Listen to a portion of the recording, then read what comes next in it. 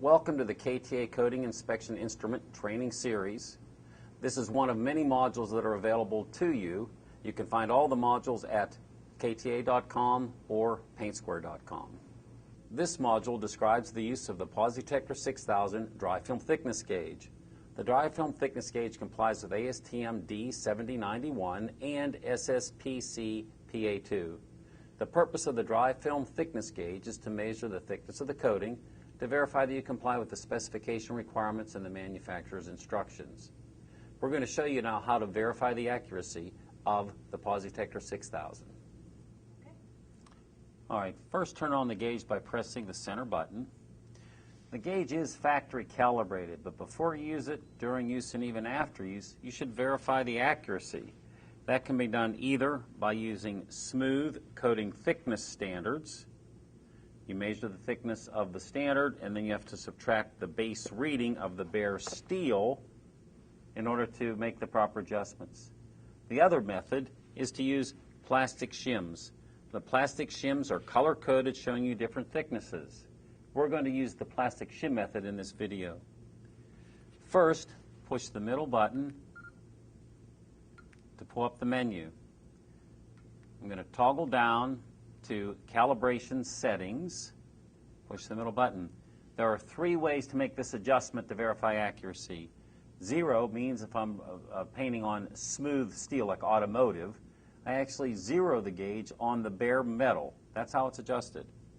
1 point adjustment is where you select one shim thickness less than the expected thickness range and make an adjustment to read that shim thickness properly.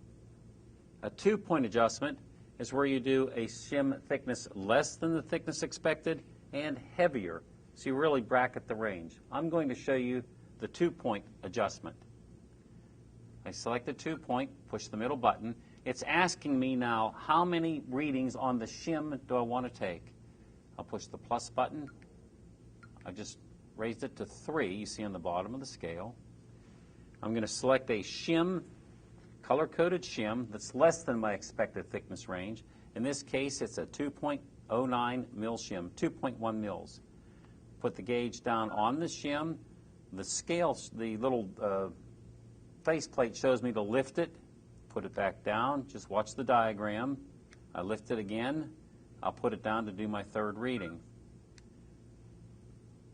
It's saying that the thickness of the shim is 2.8 mils over the bare rough substrate. We know the shim thickness is really 2.1 mils, so I have to make an adjustment.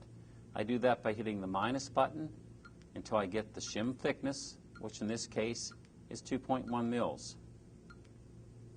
Hit the next button, and now I'm going to measure on the upper end, the second point. It asks me how many readings I'm going to take. I'm hitting the plus button, again to go to 3. There's no standard, but 3 is a pretty common number to use. I put a heavier shim down. This one is 9.4 mils. Put the instruments on, lift it. Down for my second reading, lift it.